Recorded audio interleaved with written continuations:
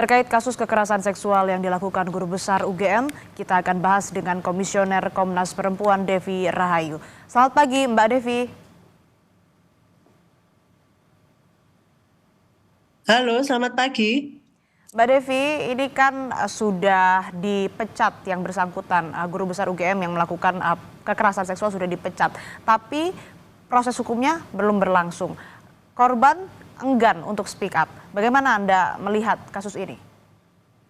Ya, yang pertama saya selaku Komisioner Komnas Perempuan menyesalkan bahwasannya terjadi lagi kasus kekerasan seksual di ranah pendidikan, di mana harapannya pendidikan di sini adalah ranah publik yang harusnya aman bagi siapapun juga dan khususnya perempuan. Kemudian yang kedua, merespon positif. Yang pertama yaitu terkait pimpinan di UGM karena sudah memberikan sanksi pemecatan terkait status dosennya kepada pelaku, walaupun mungkin terkait proses pidananya belum berlangsung. Jadi memang ini ada dua ranah, Mbak. Yang pertama memang ranah di ranah akademis atau di internal administrasi UGM-nya, dan yang kedua memang di ranah pidana.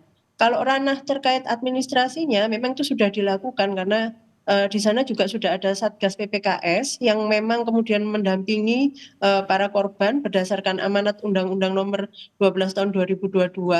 Kemudian yang menjadi memang beberapa pertanyaan adalah kenapa kemudian tidak dibawa ke ranah pidana, karena memang itu masuk ke dalam delik aduan. Jadi memang diberikan keputusan bagi para korban untuk kemudian melaporkan persoalan tersebut atau tidak ke jalur hukum pidananya, Mbak. Sehingga kemudian seperti yang disampaikan tadi, polisi pun tidak bisa bergerak karena menunggu pelaporan dulu dari para korban. Dan yang harus kita hormati juga, apapun keputusan korban itu adalah hak korban. Kalau memang kemudian dia tidak mau melaporkan, itu mungkin saat ini itu masih menjadi keputusan korban untuk seperti itu. Tapi tetap peran dari Satgas PPKS itu harus tetap mendampingi agar kemudian korban itu mau mengambil ranah pidananya. Jadi keputusan berada di tangan korban, tapi terkait proses-proses pendampingan, pemulihan dan perlindungan itu menjadi peran di Satgas PPKS-nya, Mbak. Artinya seharusnya dari pihak kampus, Satgas PPKS ini mendorong korban untuk mau melapor melalui proses hukum pidana, begitu?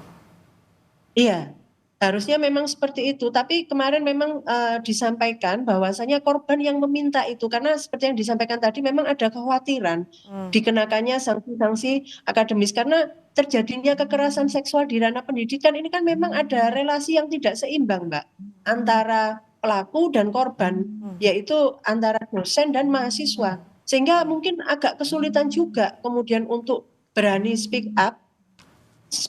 Para korban sudah menyampaikan permasalahannya atau melaporkan ke Satgas PPKS, itu sudah suatu keberanian.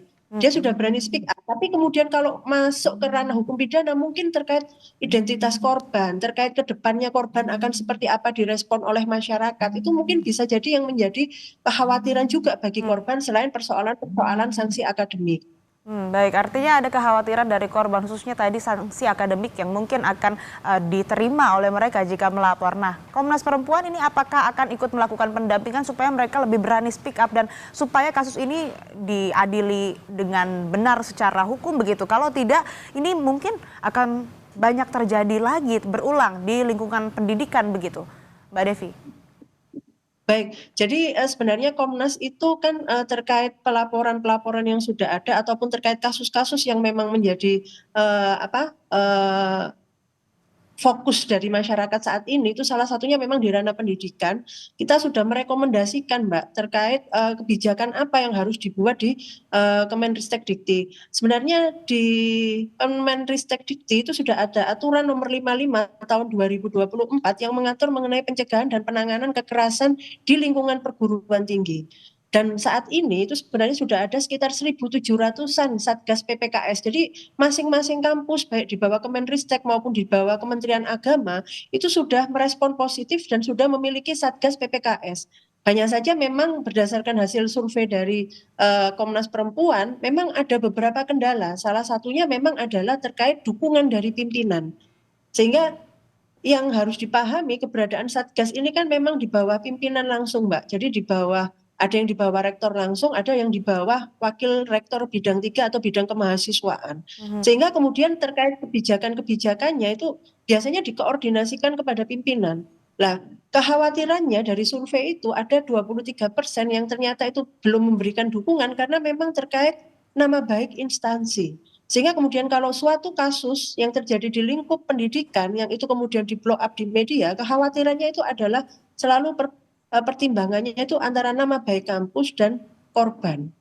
Baik, artinya harus ada jaminan dari kampus ya. Kalau proses hukum pidananya ini tetap berlangsung, mereka yang menjadi korban juga tidak mendapatkan sanksi akademik. Karena kalau kita lihat, apalagi di kasus ini ya Mbak Devi, pelakunya guru besar UGM, takutnya ini menjadi pengecualian begitu kalau diloloskan dan bahkan tidak diproses secara hukum.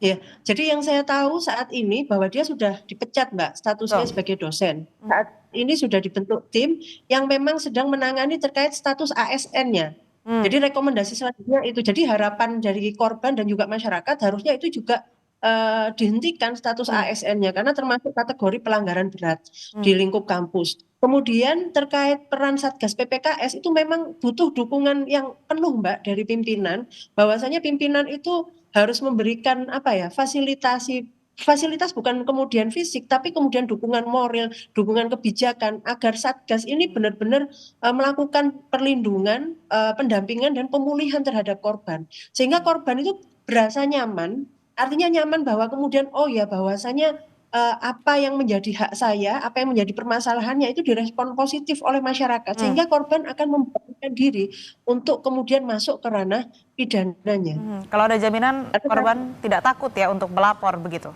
Iya, iya jaminan itu yang harus diberikan oleh pimpinan, Mbak.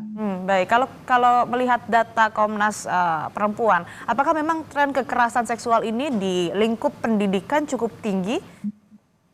Iya, survei yang pernah dilakukan oleh Komnas Perempuan dengan mengundang seluruh satgas yang ada di Indonesia, waktu itu ada sekitar hampir 70 kasus kekerasan, Mbak, di tahun 2024.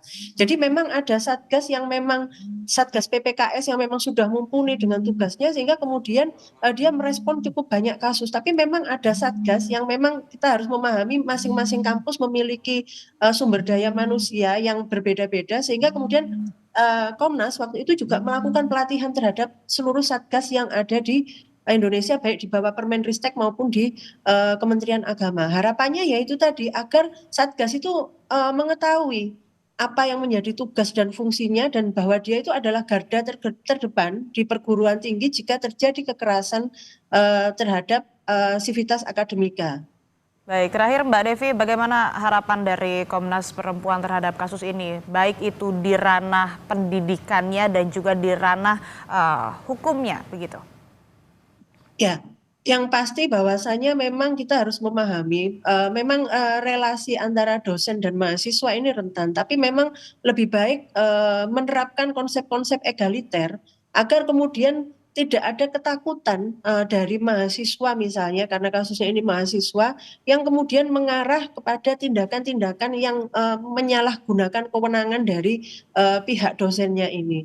Kemudian terkait apa yang bisa dilakukan Komnas, tentunya Komnas mendesak juga kepada kementerian, terutama Kementerian Pendidikan untuk lebih apa ya, istilahnya kemarin aturan itu sudah ada, Satgas sudah ada, sehingga kemudian perlu dievaluasi sebenarnya apa yang menjadikan persoalan-persoalan ini kemudian beberapa kasus itu macet hanya pada ranah akademiknya.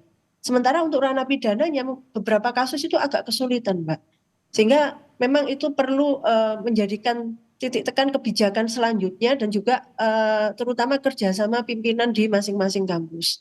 Baik, semoga diskusi kita hari ini bisa menjadi rekomendasi khususnya untuk kasus ini agar tidak ada kasus-kasus serupa terulang di masa yang akan datang. Terima kasih Komisioner Komnas Perempuan Devi Rahayu telah bergabung bersama kami di Sapa Indonesia Pagi.